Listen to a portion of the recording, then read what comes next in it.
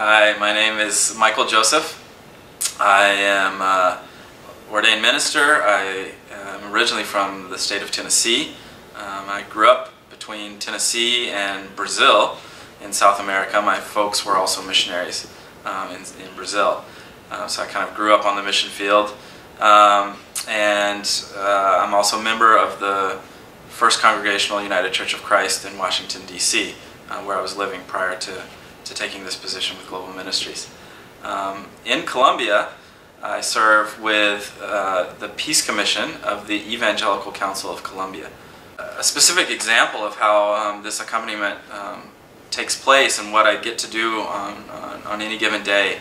Recently, we were out in a region of northern Colombia visiting with churches, documenting human rights violations, documenting, in fact, a church leader had been assassinated in the days prior to our visit. So we were visiting with family members, praying with them, giving pastoral care, and also documenting what had happened.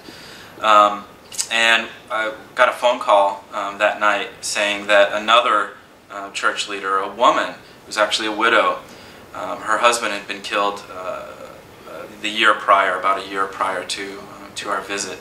The people on the phone call said she has just gotten a death threat. Their community was in the midst of a land dispute.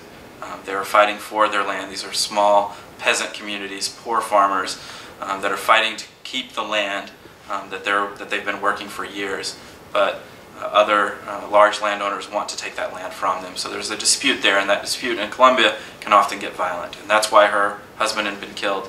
And she had taken over the leadership of that community, and now she was being targeted. She had received a death threat, and we believed that she was likely going to be killed.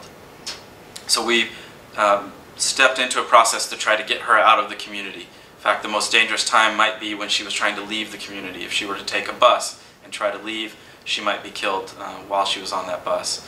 So we had to figure out with local authorities how to get her out. And the local authorities from one of the government institutions were willing to go in with a vehicle and get her out.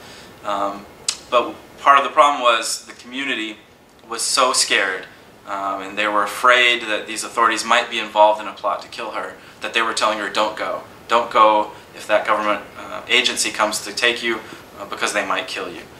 And our local partners that work in the area were also willing to go, but they knew that if they went and did something like this, it might put them at risk, because the armed actors in the area, the people who had threatened her, would see other local groups and say, all right, they're the ones that support her, and they might be at risk as well if they were to do that.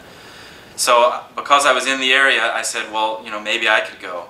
This woman's name is Olga, and I had met with Olga several times. I had met with her and prayed with her when her husband had been killed.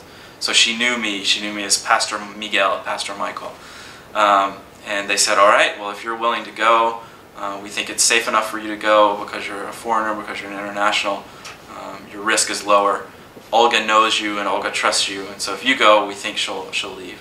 So on that day, I was able to go along with this government agency into this community where Olga lives, where there's a heavy presence of paramilitary gunmen, and we were able to get her out. And she now lives in another community in southern Colombia with her 2 young daughters, and they're safe. Lastly, I just want to say thank you so much for the support.